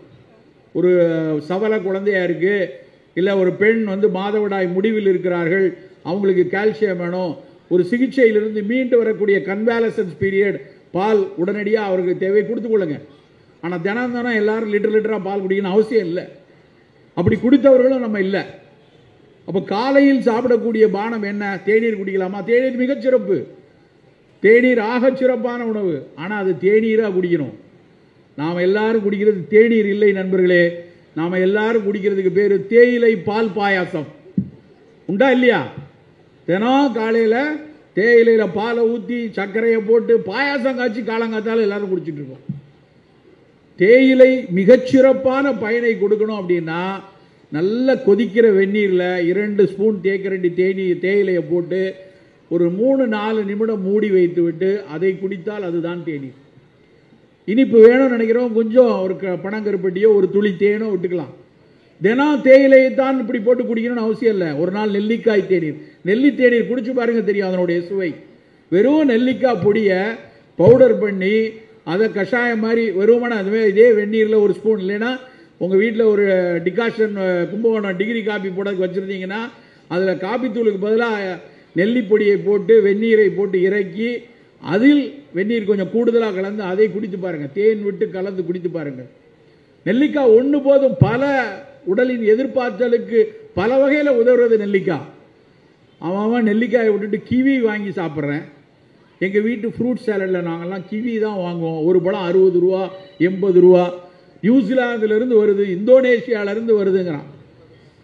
மடையா, நம்ம ஊரில் இருக்க நெல்லிக்காய்க்கு கிட்டடிக்க முடியாது. அது அவ்வளவு விட்டமின் சி கண்டன. அதாவது சில பொருட்கள், உணவுப் பொருட்களில் இருக்கக்கூடிய விட்டமின் சி வெயிலில் வச்சா போயிடும், கொதிக்க வைத்தா போயிடும். அப்படி கொதிக்க வைத்தால், அப்படி வெயிலில் வைத்தா சுணங்காத விட்டமின் சி குறையாமல் இருக்கக்கூடிய ஒரு விஷயம் நெல்லிக்காய். நம்ம அத்தனை பேர் வீட்டிலையும் இருக்க வேண்டிய காய் நெல்லிக்காய். நல்லா யோசிச்சு பாருங்க, உங்கள் வீட்டில் எல்லார் வீட்லையும் நெல்லிக்காய் எங்கே இருக்குன்னு எல்லாருக்கும் தெரியும். நம்ம வீட்டில் நெல்லிக்காய் இருக்கா சார்? எங்கள் வீட்டில் நெல்லிக்காய் ஊறுகாய் இருக்குது சார். தயவு செய்து நெல்லிக்காயையும் கொண்டு நம்மளையும் கொண்டுறாதீங்க. நெல்லிக்காயை அப்படியே சாப்பிடணும். அப்படியே சவைச்சு சாப்பிட்டு சின்ன பிள்ளைகளை நெல்லிக்காய் கடிச்சு சாப்பிட்டுட்டு தண்ணி குடிச்சு அது இனிக்கிறத எப்படி சந்தோஷமாக விளையாண்டுருக்கோம். அந்த விளையாட்டை நம் குழந்தைகளுக்கு சொல்லிக் கொடுக்கணும். நெல்லிக்காய் ஆகச் சிறப்பானது. அதை நெல்லியே ஒரு நாள் டீ குடிக்கலாம், கரிசலாங்கண்ணியில் ஒரு டீ குடிக்கலாம், சுக்குமல்லி காஃபி ஒரு நாள் குடிக்கலாம். சர்க்கரை வியாதிக்காரர்கள் ஆவாரம்பூ தேநீர் குடிக்கலாம். ஆவாரை பூத்திருக்க சாவாரை கண்டதுண்டோடு சித்த மருத்துவம் சொல்லியிருக்கு. அவ்வளவு சிறப்பு. ஆவாரையில் பல ஆய்வுகள் உலகெங்கும் நடக்க ஆரம்பிச்சிருச்சு. இது எவ்வளவு தூரம் சர்க்கரை ரத்தத்தில் இருக்க சர்க்கரையை செல்லுக்குள்ளே எப்படி தள்ளுது, சர்க்கரையை ஜீரணிக்கிறதுக்கு ஈரலில் இருக்கக்கூடிய நொதிகளை எப்படி தள்ளுகிறதெல்லாம் ஆவாரையில் கண்டுபிடிச்சிட்டு இருக்கான். இன்னும் கொஞ்ச நாள் கழிச்சு எங்கேயாவது வெஸ்டர்ன் வேர்ல்டில் ஸ்மித் லைன் பீச்சம்லேருந்து ஆவார் அப்படின்னு ஒரு டீ வரும். அதை போய் 250 ரூபா கொடுத்து வாங்குவோம். ஆனால் இங்கேருந்து ஆவாரம்பூவை கரைச்சி எடுத்துகிட்டு வந்து கஷாயம் போட்டு குடிக்க மாட்டோம். நண்பர்களே, நம் காலையில் சாப்பிடக்கூடிய பானம் ஒரு ஃபங்க்ஷனல் பிவரேஜாக இருக்கட்டும். நாளையிலேருந்து உங்கள் வீட்டில் காலையில் ஒரு நாள் பச்சை தேநீர், ஒரு நாள் காஃபி சாப்பிட்டுக்கோங்க, காஃபி பிடிக்குமா சாப்பிட்டுக்கோங்க. ஒரு நாள் ஆவாரை, ஒரு நாள் துளசி, ஒரு நாள் சுக்குமல்லி, ஒரு நாள் திரிகடுகம், ஒரு நாள் எலுமிச்சை டீ, ஒரு நாள் இஞ்சி தேநீர். அப்படி சாப்பிடக்கூடிய பழக்கத்தை கொண்டு வரணும். காலை உணவா நம்ம வீட்டில் குட்டி குட்டி பிள்ளைங்க இருக்காங்களா, புரதம் மிக அதிக அளவில் இருக்கணும். நல்லா கண்டிப்பாக ஒரு சுண்டல், ஒரு பாசிப்பருப்பு சுண்டல், ஒரு கொண்டக்கடலை சுண்டல், ஒரு பல தானிய சுண்டல், ஏதாவது ஒரு வகையில் ஒரு சுண்டல் கொடுங்க. காய்கறிகளை நிறைய துண்டாக்கி சாலடாக சாப்பிடக்கூடிய பழக்கத்தை கொண்டு வாங்க. சார், அதெல்லாம் நாங்கள் பழகினதே இல்லை. நான் ஒரு வாரத்துக்கு ஒரு 4 நாள் இட்லி மாவு அரைச்சி வச்சுருப்போம் உள்ள. தினம் காலையில் எடுத்து தோசை. பல வீட்டு பெண்களை கேட்டால் நீங்கள் இவ்வளோ நாள் என்ன சமைச்சிங்கன்னா 4,36,000 தோசை சுட்டிருக்கேன் சார். பல பெண்கள் அப்படியே தான் வாழ்க்கையை தோசை சுட்டே அழிச்சிருக்கக்கூடிய அளவில் நம்ம சமூகத்தை வச்சுருக்கோம். வேண்டாம், இட்லி தோசைங்கிறது வாரத்துக்கு ஒரு நாள் சாப்பிட்டுக்குவோம். மீதி நாட்களில் நல்ல இந்த மாதிரி சுண்டல், சூப்புனா இப்படி ஒரு 30 ml கடையில் ஹோட்டலில் கொதிக்க அது வேண்டாம். சூப் தாய்லாந்து பகுதியெல்லாம் பார்த்தீங்கன்னா ஒரு பெரிய அகப்பையில் சாப்பிட்றாங்க, பெரிய போனியில் சாப்பிட்றாங்க. வயிறு நிரம்பும், நிறைய காய்கறிகள் போட்டு சாப்பிடலாம், தப்பு இல்லை. சார், இதெல்லாம் சங்க இலக்கியத்தில் சொல்லியிருக்காங்களா? நீங்கள்லாம் தமிழர்களுடைய மரபு உணவுகளை பேசுகிறவங்க, நீங்கள் என்ன சார் இதை சொல்கிறீங்கன்னு கேட்கலாம். தொன்மைக்கும் மரபுக்கும் ஒரு வேறுபாடு இருக்குது. தொன்மை அப்படியே இருப்பது, அதை போற்றி பாதுகாக்கணும். மரபு என்பது கிளைத்து கொண்டே வருவது. புதிய அறிவியலை உள்வாங்கி இதை நம் தமிழ் சமூகத்துக்கு ஏற்ற மாதிரி மேலே எப்படி கொண்டு வருவதுன்னா மரபு. அப்படிங்கிற அடிப்படையில் உலகமே சொல்லக்கூடியது இந்த மாதிரி புரதச்சத்து உள்ள நிறைய காய்கறிகள் சேர்ந்த காலை உணவு நமக்கு இருக்கணும். புரதம் கம்மியாக இருக்கா, கொஞ்சம் 2 முட்டை சாப்பிட்லாம். முட்டை சாப்பிட மாட்டேனா, சோயா அது சேர்த்துக்கொள்ளுங்க. அப்படியான ஒரு புரத உணவு இருக்கும். நான் அப்படி பல மீட்டிங்கில் சொல்லும்போது, சார் கொஞ்சம் சுண்டல், கொஞ்சம் சூப்பு, கொஞ்சம் சோயா, 2 முட்டை, கொஞ்சம் நிலக்கடலை, கொஞ்சம் பாதாம் இப்படிலாம் சேர்த்துக்கிங்கன்னா, சார் இதெல்லாம் பிஃபோர் ஃபுட்டா ஆஃப்டர் ஃபுட்டா அப்படிமா? ஏன்னா இடையில இட்லி தோசை வடை இல்லைன்னா அது சாப்பிட்ட மாதிரியே இருக்காது. அப்படி இல்லை, இதுதான் உணவு, இப்படித்தான் காலை உணவு இருக்கணும். மதிய உணவில் சோறு குறைவாக இருக்கட்டும். பல நிறங்களில் நல்ல ஒரு பப்பாளி துண்டு வச்சுப்போம், சிவப்பு நிறத்துக்கு நல்ல பொன் மஞ்சளில் இருக்கக்கூடிய திணை அரிசியில் சோறு வைத்துக் கொள்ளலாம். கரு நீல நிறத்தில் இருக்கக்கூடிய நவ்வாப்பழமோ கத்திரிக்காயோ அதை எடுத்துக்கொள்ளலாம். இப்படி பல நிறங்கள் இருக்கக்கூடிய பச்சை நிறத்தில் நிறைய கீரை எடுத்துக்கொள்ளலாம். அப்படி உங்கள் தட்டு நிறைய காய்கறிகளை சாப்பிட்டு புலால் வேணுமென்றால் மீனுக்கு முதலிடம் கொடுத்து மட்டனுக்கு முதலிடம் எடுத்துக்கிட்டு கோழியை கொஞ்சம் குறைவாக எடுத்துக்கலாம் வெயில் காலங்களில். அப்படியே கோழி எடுத்துக்கொண்டாலும் கடக்நாத் கோழின்னு இருக்கு, கருப்பு கோழி, அது மிகச்சிறப்பு என்று பல மருத்துவத்தில் சொல்லிக் கொண்டிருக்கிறார், அதை எடுத்துக்கொள்ளலாம். அப்படி உங்கள் உணவு இருக்கணும். இரவு உணவு என்பது சர்க்கரை வியாதி இருக்கா, கண்டிப்பாக நம்ம சாப்பிட வேண்டியது சர்க்கரையை மெல்ல மெல்ல ரத்தத்தில் சேர்க்கிற குறைவான கிளைசிமிக் இண்டெக்ஸ் உள்ள உணவு மட்டும்தான் இரவில் சாப்பிடணும். அதில் மிகச்சிறந்த எக்ஸாம்பிள் கோதுமை ரவை உப்புமா. கோதுமை உடைத்த கோதுமை ரவையோ இல்லை சிறுதானியங்களில் வரகு சாமை வரை ரவை மாதிரி இருக்கணும். சிறுதானியம்னாலே உடனே கஞ்சி காய்ச்சி குடிச்சிடக்கூடாது. கஞ்சி காய்ச்சி குடிச்சா அதுவும் சர்க்கரையை மேலே ஏற்ற தான் செய்யும். அதை நல்லா உடைத்த குருணையான ஒரு அரிசியாக வைத்துக்கொண்டு அதை இரவு உணவாக எடுத்துக்கொள்ளணும். ஸோ ஒரு நாளைக்கு சாப்பிடக்கூடிய உணவுகள் இப்படி திட்டமிடுங்க. தின்பண்டங்கள்னு எடுத்தால் அதில் சுண்டல் பிரதானமாக இருக்கட்டும். நிறைய நம்ம வீட்டில் செய்யக்கூடிய பஜ்ஜியோ வடையோ அதுலேயும் டிரான்ஸ்ஃபேட் வரும் நீங்கள் கொதிக்க வச்சிங்கன்னா. ஆனால் அதில் நம்ம யாரும் சோடியம் பென்சோவேட் போட மாட்டோம், அதில் யாரும் பொட்டாசியம் நைட்ரேட் போட மாட்டோம், அதில் மோனோசோடியம் குளூட்டமேட் போட்டு உங்கள் வீட்டில் சர்வ் பண்ண மாட்டீங்க. ஆனால் கடையில் விற்பனை செய்யக்கூடிய பாக்கெட்டுகள் விற்பனை செய்யக்கூடிய அத்தனை தின்பண்டங்களிலும் நொறுக்கு தீனிகளிலும் இந்த தேவையற்ற ரசாயனங்கள் கலந்திருக்கும் நண்பர்களே. இவை இல்லாத ஒரு ஆரோக்கியமான உணவை நம்ம தினம் தினம் நம்மளும் சாப்பிடணும், நம்முடைய குழந்தைகளுக்கும் கொடுத்துட்டு வரணும்.